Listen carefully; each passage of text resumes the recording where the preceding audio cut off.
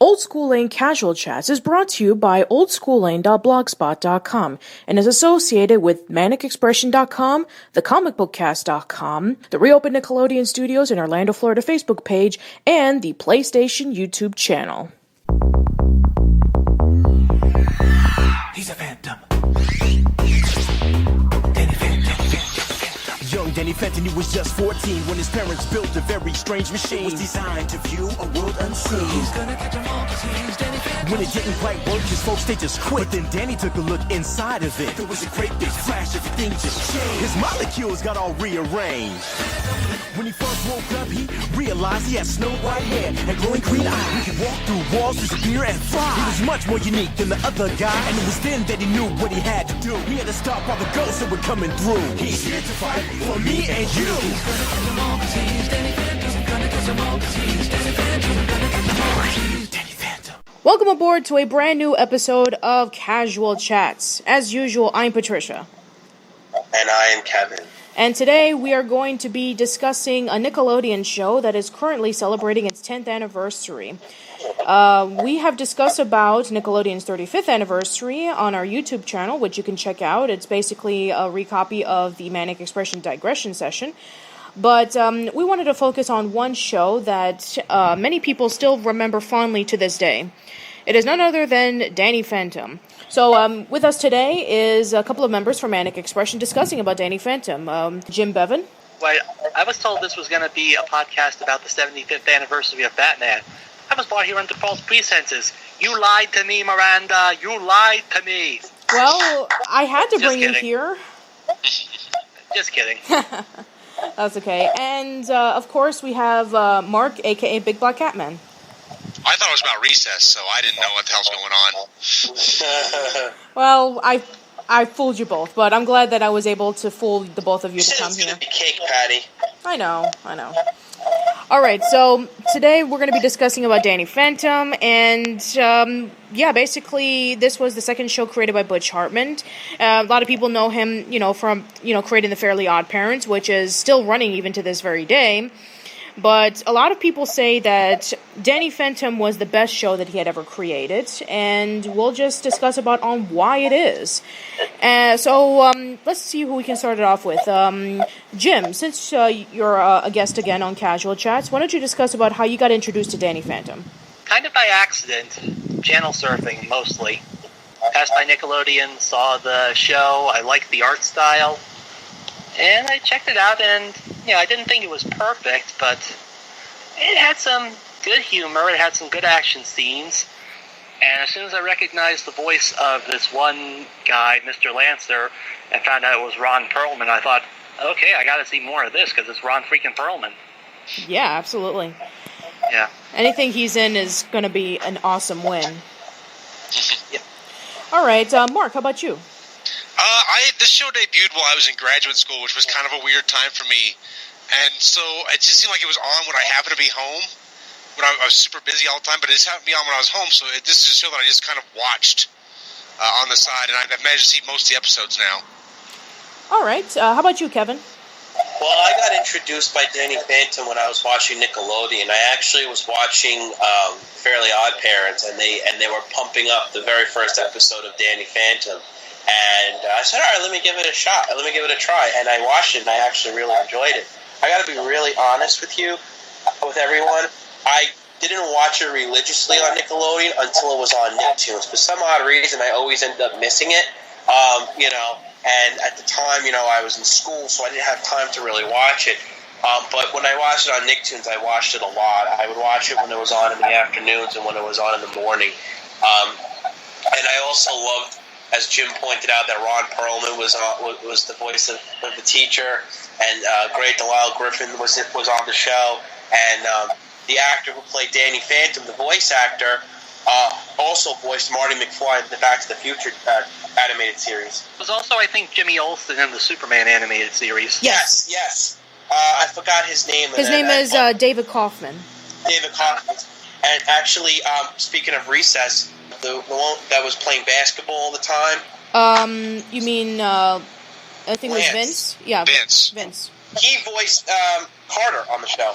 Yeah, that is true. He did voice Vince on Recess, and then he went on to do Tucker and Danny Phantom, which it's kind of interesting how you go from a black guy who played sports to a black guy who's nerdy and is a know-it-all in technology. Yeah, but he's actually the current voice of AJ on Fairly Odd Parents, because when he did Danny Phantom, Butch Hartman asked him to come on board to do AJ, so now he does the voice of AJ, because the voice actor who did AJ at first was going through puberty, and his voice doesn't sound like a kid, so they got someone else. So that's 2 black kids who are obsessed with technology on his resume. Yeah, pretty much. As for me, I got into Danny Phantom when I saw a commercial on it, after they featured the Fairly Odd Parents, and I thought, that sounds interesting, a teenage boy transforming into a ghost superhero, because superheroes were really prominent back in the early 2000s. We had Static Shock, we had the Justice League TV series, we had Batman Beyond, we had Teen Titans. So I felt like it was Nickelodeon's attempt to try to bring the superhero genre. We already had action with My Life as a Teenage Robot a year prior, but as I mentioned before in our crossover review with Jim, the show never really became a huge success. I mean, it still was popular, but it wasn't like popular for a wide audience. But then when Danny Phantom came out, that was when everybody started watching it and falling in love with it. This was like the most popular Nicktoon that came out during the early 2000s. This is like pre-Avatar: The Last Airbender, in which, Danny Phantom was like one of the most influential cartoons that ever came out for the network. But I also got a little upset, though, that they never had any merchandise for the show. Like, they had more merchandise for Fairly Odd Parents than they did with Danny Phantom, which I thought was pretty sad, because it had so many memorable villains, and they would have made great action action figures. That's one of the reasons I liked it. It kind of reminded me a lot of the Ghostbusters cartoons. Both. I was just going to say that. Yeah, I was just going to say that. I guess more extreme Ghostbusters, because these weren't just your standard monsters.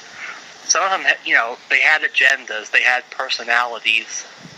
Well, except for the ghost box. A lot of people were like, yeah. And that one ghost that was like this adult that acted like a baby, had like blonde hair and glasses, when people were like, what was that about? Yeah, well, you can't have winners all the time, but you had Stalker, and you had Spectra, and you had, Johnny 13? Yes. And they were all memorable. They were all identifiable, kind of like I said, the real Ghostbusters. You remember the characters like Sam Hain and the Boogeyman and the Sandman. Oh. And Martin Mull. You forgot Martin Mull was a villain too. Yes, Martin Muller was Vlad Plasmius. I couldn't remember the character name. Like, it was Martin Mull. Martin Mull, yes. Villain by Martin Mull. Yeah, Martin Mull was the bad guy. His mustache of doom. Mustache of doom. Yeah. It's kind of funny how Ron Perlman is mostly known for playing a lot of bad guys, but then you have Martin Mull, who's like the adult or the stick in the mud, and he's the villain. Yeah, that is funny, because Martin Mull's a much more comedic actor, where Perlman definitely plays more forceful roles. He played Hellboy. Exactly. And here he's like this really goofy teacher who quotes classic titles all the time. Yeah. Every time that something bad would happen, he would always quote like a classic novel, like Grapes of Wrath. And yeah, instead of cussing, he would say a title, which was weird. Yeah, I know. Yeah, and sometimes they really did get weird. Like, what was one where he said, Zen and the art of motorcycle maintenance. Yeah. I remember his one cameo appearance in Looney Tunes Back in Action when he got eaten by the Tasmanian Devil for thinking out loud, and Steve Martin got the Tasmanian Devil to eat him up, and all you saw was his bones. What? And in Looney Tunes Back in Action, Ron Perlman had a cameo appearance as one of the board members, and Steve Martin was going to send the Tasmanian Devil after Bugs and Daffy, Jenna Elfman, and Brendan Fraser. So Ron Perlman goes, Mr. Chairman, I think this is a very bad idea. And then he takes the Tasmanian Devil. Tasmanian Devil eats Ron Perlman. All you see is his skeleton, and he says, I stand corrected. So that, oh my God, you're right. Yeah. I'm not bullshitting. The movie is not a winner, folks, but I just thought I'd point that out. Well, thank you for pointing that out. So for those who don't know what the plot of the story is, it's about a teenage boy named Danny Fenton. His parents are ghost hunters, and they go around the small town of Amity Park hunting down ghosts. And then one day, they build this ghost portal that would transform over to the ghost dimension and to the human world, but it doesn't work. So Danny decides to go inside the ghost portal and try to see if he can make it work, but then when he accidentally turns it on, his molecules got rearranged, and he had the ability to transform into a ghost, and he decides to use this to save other ghosts from coming into the human world. One of the great things about Danny Phantom was that he didn't start off as like the hero saving the city and getting all the praise. He starts off very incompetent, and he doesn't utilize his powers really too much, and then throughout the seasons he starts developing his powers more, and he becomes more and more stronger, mostly thanks to the assistance of his best friends Sam and Tucker. Yeah, it's almost kind of parallel Spider-Man, because, at first he's using these powers just for his own personal gain, and it's only, as he learns about the greater threats, he sees, that he has to use these powers for more, to have more responsibilities. Yeah, exactly. And then, and thankfully, you never had a scene where it didn't get that far. It didn't get to the point where one of his enemies dropped Sam off a bridge and started this dark, brooding phase that ended with him getting... Oh, no, wait, he did get cloned. Yeah. He did get cloned, didn't he? Yeah, he did get cloned to Danny Phantom, as in, like, the female, younger Danny Phantom, the one that nobody talks about because it was a stupid idea. Yes, it was. I think that was, like, around season 3, in which Steve Marmol, one of the main writers who worked with Butch Hartman with Fairly Odd Parents, that was when he decided to leave, and he went off to do other shows. And also season 3, which we'll get to in a minute, which, that was when the crux of Danny Phantom started to change. Sort of similar to Pete and Pete, in which season 3 started to change as well, but not for the same reasons, but we'll get to that in a minute. So, yeah, Danny Phantom's... Ryan's joining the call, by the way. Oh, hey, Ryan. Yeah, we started recording, Ryan. Tell us, how did you get first introduced to Danny Phantom? The commercial told me about it. Oh, the commercial. Okay. That's how I found out about it as well. Anyway, so continuing on the topic, what were your favorite episodes of Danny Phantom? Anyone with Stalker was pretty good. Oh, yeah, Stalker. The one where the villain evilly makes him and Sam fall in love, or makes him fall in love with Sam, like that. I don't know why, but that just amused the hell out of me. Like, that's your evil plan, but it worked like a charm. Yeah. Who was the one who did that? Ember? Yeah, the singer. I was like the rock singer. Ember. Yeah. It's been a while since I watched it. Sorry, I forget some of the names. That's okay. Yeah, that me too. That's fine. But the best episode's the one special where he his future self is trying to destroy everything. Oh, yeah, that's actually one of my favorite episodes, and that was a TV movie. Butch Hartman is known for doing a lot of TV movies for his cartoons. There's a ton on Fairly Odd Parents, and there was only one that he did for Danny Phantom, which it talks about that, Danny is having stress on taking a test, and all of a sudden he tries to be able to stop time so he can be able to prepare for it, and he kind of disrupts time, and then long story short... his ghost abilities get merged with Vlad Plasmius, and he turns into Dark Danny or Dan Phantom. Hey, and you get a carradine voice appearance as the time guy. Yeah, I'm so terrible with the names. I can't remember the damn character names. But his name is Clockwork. Clockwork, thank you. Jeez. Yeah. Which is kind of odd. I'm surprised they changed his appearance so much, and they didn't make him the mechanical owl. I thought that the way that Clockwork was done was really clever, in which he switches from young to old, symbolizing that, he is literally Father Time. Yeah, that time is always in flux for him. Mm-hmm. And surprisingly, the voice of Dark Danny, or Dan Phantom, was Eric Roberts, the sister of Julia the brother of Julia Roberts. The sister of Julia? brother. I mean, I meant to say that... Did he have a gender change surgery that I'm not familiar with, that I'm not aware of? I'm sorry, I meant to say that Julia Roberts was the sister of Eric Roberts. A lot of people know Eric Roberts from a lot of movies and TV shows like Runaway Train and Heroes, but I think that he did a really good job of portraying Dark Danny. He had a very deep, menacing voice. Yeah. He was in the Dark Knight most recently. And he was the master in the failed Doctor Who TV movie. He was just Justified, actually, the other night. About 3 weeks ago, he was Justified. Oh, wow. Oh, wow. Yeah, also one of my other favorite episodes with with Danny Phantom are the holiday specials. Like, the Halloween and Christmas episodes were really, really good. Yeah. The Christmas episode was probably one of the funniest because everyone ended up speaking in rhyme. Yeah, it turned out to be like some sort of musical, and everybody spoke in rhyme. Fanboy and Chum Chum tried to do the musical thing as well, but of course it failed miserably. Yeah. What was the Halloween one? I don't remember that one. Fright Night? Yeah, Ed Asner was in it, I think, as the king of Ghost World or something. Yeah. Oh, okay. I didn't remember that basically, one now. Mr. Lancer offers Danny and Dash compete in some sort of haunted house contest. And then Fright Night, who's the ghost spirit of Halloween, starts terrorizing making the haunted house more scarier. Mm-hmm. And then, basically terrorizes the city, the town of Amity Park. Yeah, I do remember that one now you say that, okay. Yeah, it was a pretty decent episode, although not one of my favorite Nickelodeon Halloween specials. I think the Christmas special was better. My mistake, Brian Cox was the king of the ghosts, not Ed Asner. Oh, that's okay. That's okay. That's it. One episode I wish they would have done, aside from the pseudo musical, you remember that Buffy the Vampire Slayer episode where you had those Slender Man-like guys who took away everyone's ability to speak because they could only be defeated by a human scream? I would have liked to have seen something like that where it was just all done in silence. Mm-hmm. That would have been cool. I also really love the episode in which the therapist comes over and tries to make everybody more cheerful, but then ends up depressing them, and she uses their depression to make herself stronger. All the other villains were really good. There was Skulker, there was Johnny 13, there was Ember.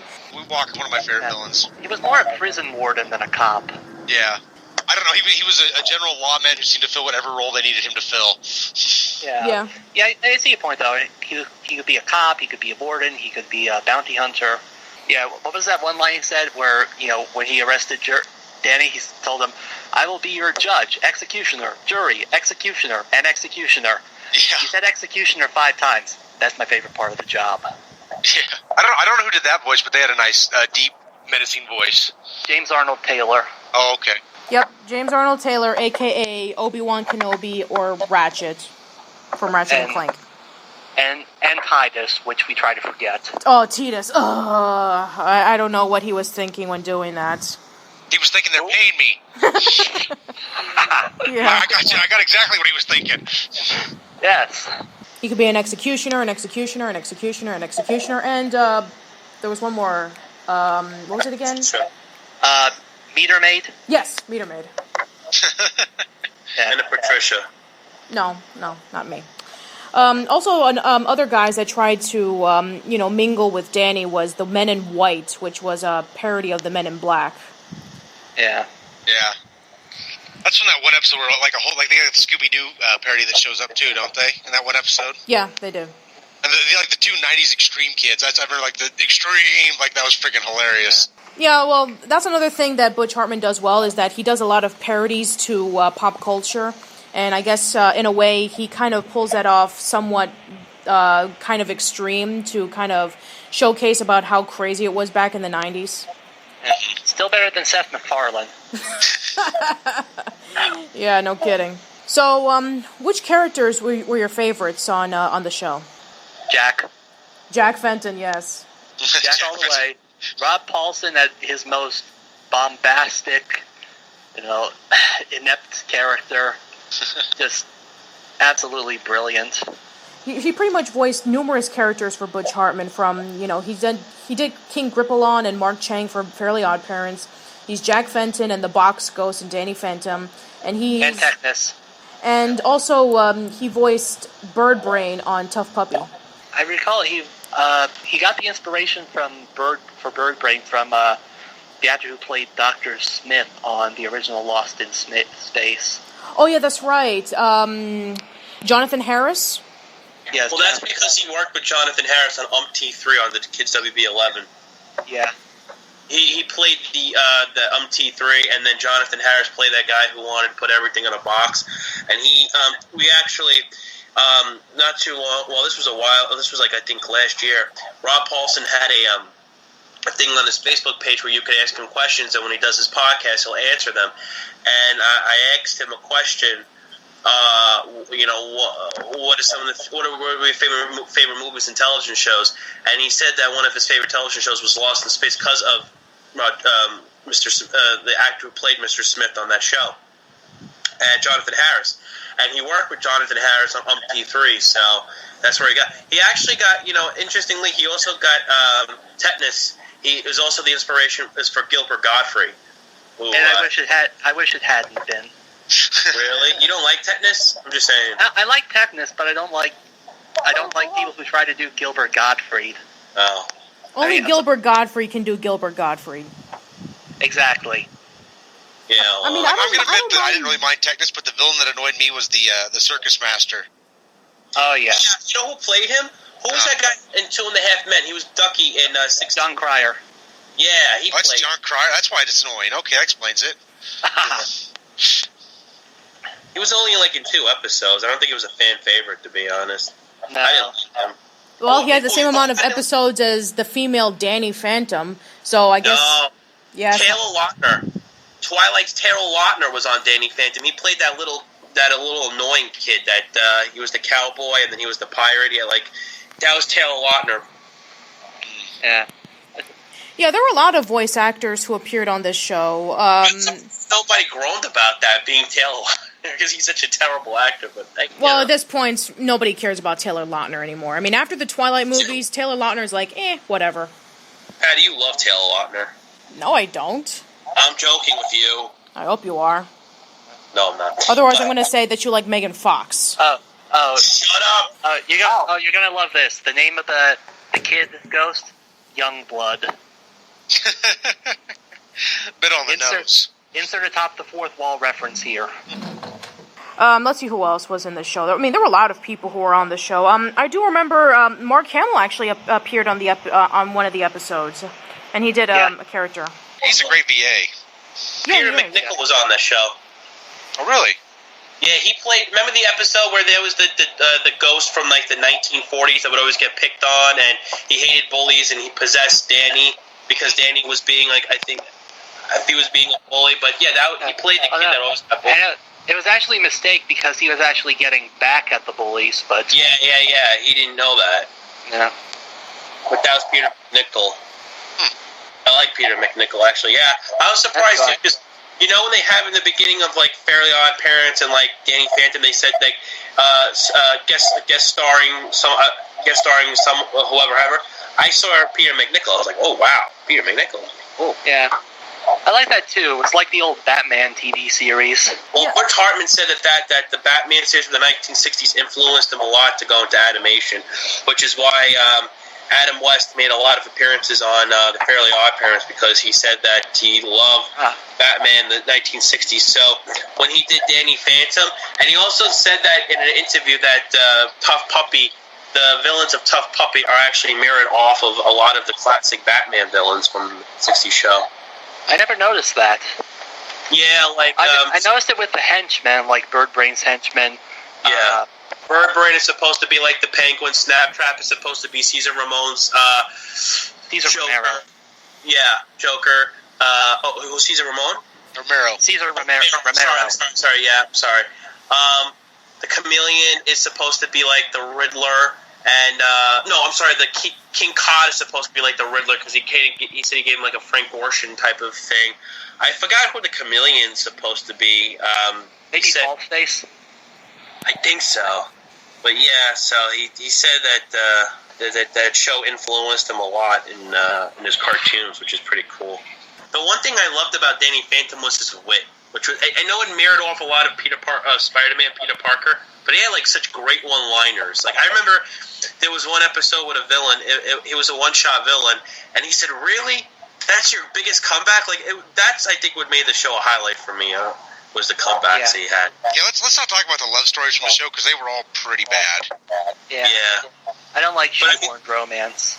No, I'm just saying the one-liners he had for everything, even not villains, I think what was great about him was that he pushed, he was the audience in a way, even when he was with Sam and Tucker or his parents, he was just a general funny character, he had these smart, comebacks for everything, which I love because I was like, damn, that's a pretty smart ass thing to say, and he said it like out like away from that. So there were a lot of good one-liners, like the one where the ghosts were trying to drain energy from the kids in the school, which they used as a fake quarantine, and Jack asked one of the ghosts posing as a human why they should trust him.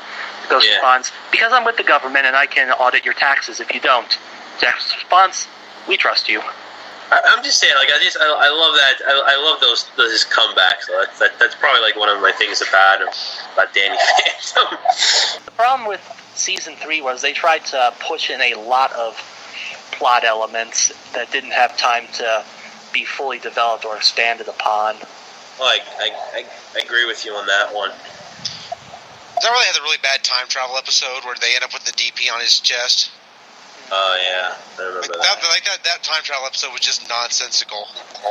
Is that the one where he altered the accident that made gave Vlad the ghost powers and ended up giving them to Jack instead? Yeah. Yeah, they used a few too many cliche plots, I guess, too. Like the one with Mark Hamill voicing the ghost had the environmental Aesop. I think that was a problem, too. They were kind of running low on inspiration. I have a question. Like, do you think that if they brought back the show and like started it up, started just fresh, you think it would still be good today, or you don't think? It would depend on the writing. If you get good writers in on it, this is still a concept that had legs, I think. Yeah. Now, what would you think if they made Now, I'm just saying, not that I vouch for this, but knowing how Hollywood works, what would you guys think of a feature film? It might work because this is a pretty simple to introduce plot. It's not like you have a lot of elements like in an Avatar where you don't have enough time to explain everything. Right. You can pretty much get this one out of the way pretty quickly, so it could work. Yeah, it could work, especially if, unlike Avatar, don't rehash what's been discussed in the show. Assume the audience knows the source material and then just work it into its own story rather than just retelling what's been told. Well, if I remember the pilot of this one right, they didn't spend a lot of time explaining it. They're pretty much like, he's a ghost kid. Oh, okay. Yeah. Well, it's kind of like with the 80s cartoons, like Dino Saucers. Give the backstory in the theme song. Isn't that with pretty much every 80s cartoon? Not every 80s cartoon. I think Conan, the animated Conan, had a lot of had an arc to explain the backstory. But yeah, quite a few of the 80s cartoons, like what was it, Chuck Norris Karate Commandos. Did that really need any explanation? No. It's Chuck Norris. What else do you need? Yeah. Chuck Norris roundhouse kicking shit. I mean, that's the show. Okay, good. We can move on. Yeah, and then they had to cancel it when he revealed himself as a birther. What guest stars would you have wanted on the show if you had to pick your own guest star? Me. I could have guest starred. My brilliant VA. That'd be awesome. Yeah. Yeah, that'd be interesting. I don't know if there were a lot of cowboy ghosts. No, I'm thinking Wallace. Wallace 8-Bit Fun Hopeful the Fourth. Ghost. I go good ghost or bad ghost? Oh, bad. It's Wallace. He's an asshole. Yeah, I can see that. Yeah. Maybe start off as a right-hand man to a ghost, and then have him usurp whoever he's pretending to serve. I would have loved to seen. I know this is going to sound cliche, but I would love if they had Robert Englund on the show, because even though he's always typecast as the villain because Freddy Krueger, I just think he would he has that voice. I'm not a big fan of the Batman, and I really don't whatever, but I really like his voice for the Riddler. He's got a very dark voice, I think you could certainly you hear that. You could even do something against type with England and make him sort of a good guy in the context of this universe. Oh yeah, definitely.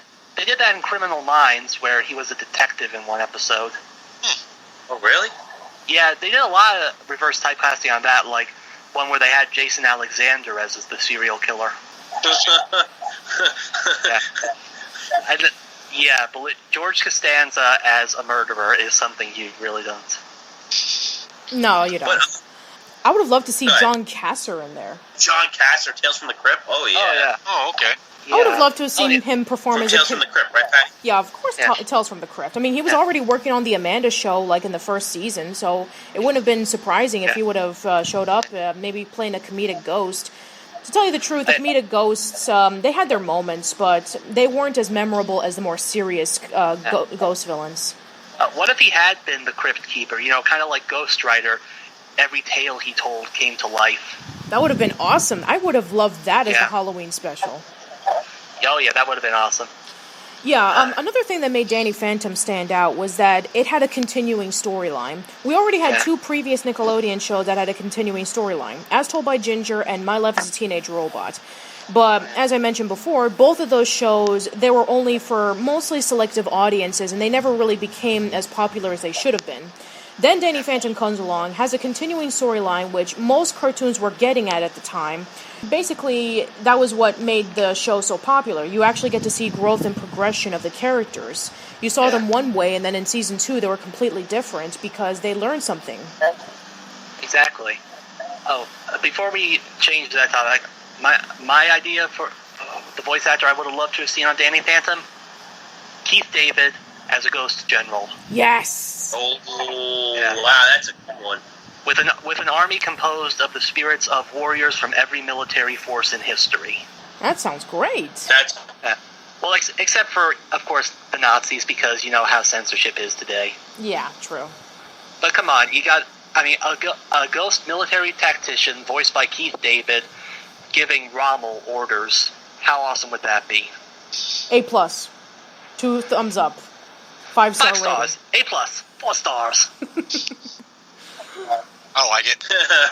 Thank you. Now we can get into Season 3. Now, as I mentioned before, Season 3, it's mostly hit and miss for a lot of fans of the show because, as we mentioned, Nickelodeon wanted to cancel Danny Phantom as soon as the season was over. Butch Hartman wanted to have a 4th season so he can develop the characters and the ghost world more. And, of course, Steve Marmol, who was a major pivotal part in Butch Hartman's work, he left to do his own things. So, we have Danny, he went to the ghost world a lot more. He started developing ice powers. And then Vlad Plasmius had an assistant by the name of Valerie Gray, and we had a very unusual love square kind of relationship with Danny falling in love. Valerie was there since the first series, but since she had this resentment towards Danny and other ghosts, she teamed up with Vlad because she felt he could help her in her agenda. Right. Yeah, she was a minor character throughout the first season, and then afterwards she started developing into a much more prominent character. Mostly shown around Season 3. And she's voiced by Cree Summer, so anything Cree Summer's in is great. How do you guys feel about Season 3? Meh. Honestly, I didn't see this part of it because they kept, they just aired the episodes at random. I can barely remember watch it when scheduled, let alone when randomly shown. Yes, you're right. A lot of the episodes on Season 3 were aired out of order. I don't know why. I guess it was because of Nickelodeon's scheduling, but I wouldn't be surprised if that were to be the case. But yes, a lot of the episodes were aired out of order.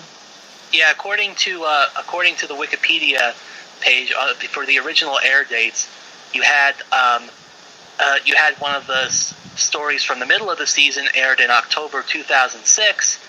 Then they started premiering again in 2007, and it wasn't until August 2007 that they actually had the first episode of the season. Which is confusing for a lot of people, especially since we mentioned before, this was a show with a continuing storyline. Exactly. At least with other shows that had their final seasons, cut and meddled with, like the Secret Saturdays, they at least still show them in order, so you could still follow the plot coherently. Yes, but as I mentioned before, Nickelodeon really wanted to cancel this show for, as I mentioned before, I don't know if it was low ratings or it was due to, difficulties on Butch Hartman's part. I don't know. A bunch of retarded lemurs running the show. That too. But whatever the case, the 3rd season pretty much ruined it for a lot of Danny Phantom fans. Yeah. And again, they had too many, like I said, they had too many cliche plots. Like you had the one where the female ghosts get rid of all the men in Amity Park. You had Urban Jungle with the environmental Aesop. You had the ghost who put everyone into into a near permanent sleep. Stuff that's all been done before and done better. Yeah, and even the Fairly Odd Parents did something like this, but at least they did it in a funny way. There was the Valentine's Day episode was about a division between the men and the women. There was an episode that involved with Timmy wanting to stay up all night, and the whole environmental thing. Well, I don't remember there being one, but I do remember there was one episode that involved with Timmy wanting to eat junk all day, and then the entire planet, grows, too big, and then they're going to crash into the sun. At least they did it in a comedic way, but with Danny Phantom, it just felt a little bit unoriginal. But I can say that it sort of makes up for it with the series finale, Phantom Planet. Oh, yeah. I was just saying, I think Phantom Planet feels a little bit rushed like everything else, but no, overall it is good. I just do want to say it does feel a little rushed. Well, it wasn't really Butch Hartman's fault. Remember, Nickelodeon really wanted to have the show... No, I'm not blaming Hartman. I'm just saying, though, I wish Hartman would have been given more time to develop the things he wanted to develop. Yeah, I know. Yeah. A lot of fans seem to agree, and it does really have a nice, satisfying ending with everybody worshipping Danny as a hero, and then Danny and Sam having their relationship rekindled. For the most part, it is very rushed, but at least it's very satisfying. Yeah. So now with Danny Phantom celebrating its 10-year anniversary, and all the episodes are released in Shout Factory, there's actually been a couple of rumors spreading around that Danny Phantom is considering on doing a reboot, either on, this year or next year. How do you guys feel about a reboot of Danny Phantom? Or a revival of Danny Phantom? Revival, yes. Reboot, no. Because, like I said earlier about the possibility of a movie, we don't want to see another version of a story that's already been told. We want to see that story continue. It all comes down to the writing. If they can put the writing into it, great. If you're not going to get that kind of investment from it, don't do it. That simple. All right. Anyway, to conclude it, how well do you think it holds up, and would you guys recommend our listeners to check it out? Yes. I think it holds up pretty well. I mean, it's better than some of the crap we get now, and yeah, go ahead and check it out. I mean, if you have any interest in a pretty decent character-driven show with a touch of action, yeah. Okay. Jim? Yeah, I'd say, it does have a few scenes that kind of date it, and the writing can be a little hit or miss, but if you want something entertaining, then yeah, I'd at least recommend checking out the first 2 seasons, since that is where you have the best quality. Okay, how about you, Ryan? Sure. I had a few backups, but sure. Okay, as for me, yes, I do agree with all of you guys. It still holds up pretty well as an action/comedy, and there are some touches that make it a little bit outdated, but other than that, it's still pretty well done, and in my opinion, this is Butch Hartman's magnum opus. It's the best show that he's ever done, and after seeing Tough Puppy, I think that his quality is going down really fast. I actually mentioned this previously, that Butch Hartman and his company Billion Ford is basically the 2000s Klasky Csupo. He became popular more than anybody else, and now they're pumping shows out of him until eventually he's going to be milked out dry. Butch Hartman is actually creating 2 new pilots for Nickelodeon that are going to be coming out next year, and if they're as disappointing as Tough Puppy, I am really worried about what's going to be the next shows he's going to be making. Yeah. Butch Hartman, take advice. Do not become the Activision of the entertainment industry. Yeah. All right, well, that concludes our episode of Casual Chats. Jim, Mark, and Brian, thank you so much for joining us. No problem. Thank you for having us. Yeah, thanks. All right, and we'll see you in another episode of Casual Chats, and we'll hope to catch you in the next one. So, bye. Bye.